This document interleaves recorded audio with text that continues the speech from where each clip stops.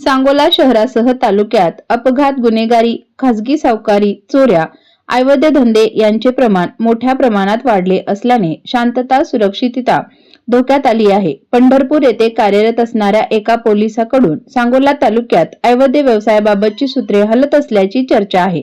याबाबत जिल्हा पोलीस प्रमुख यांनी तत्काळ लक्ष घालावे अशी मागणी नागरिकांमधून होत आहे. सांगोला तालुक्यात अवैध मटका, अवैध गुटखा, अवैध वाळू तस्करी, अवैध बेसरयुक्त दारू विक्री, जुगार, खासगी सावकारी याचे प्रमाण मोठ्या प्रमाणात वाढले आहे.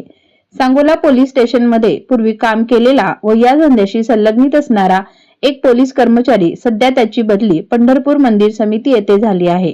तो पोलीस कर्मचारी सांगोला तालुक्यातील अवैध धंदे कुणाचे चालू ठेवायचे व कोणाच्या धंद्यावर कारवाई करायची हे येथील अधिकारी व कर्मचाऱ्यांना हाताशी धरून करत आहे.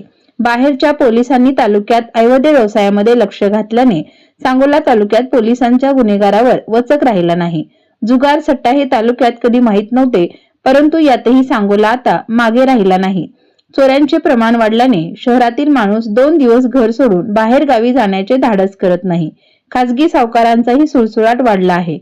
सहकार खात्याचे त्याच्यावर नियंत्रण नाही. त्यातून कर्ज घेणाऱ्यास आत्महत्या करावी लागत आहे. विविध कारणांसाठी आत्महत्या होत असून त्याच्या मुळापर्यंत पोलीस खाते जात नाही.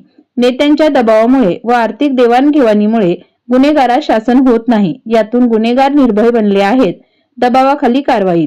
मागील 2 वर्षापूर्वी सांगोला पोलीस ठाण्यामध्ये एक पोलीस कर्मचारी कार्यरत होता. तो अवैध व्यवसायाशी संबंधित होता. त्याची बदली पंढरपूर येथे मंदिर समितीकडे झाली आहे.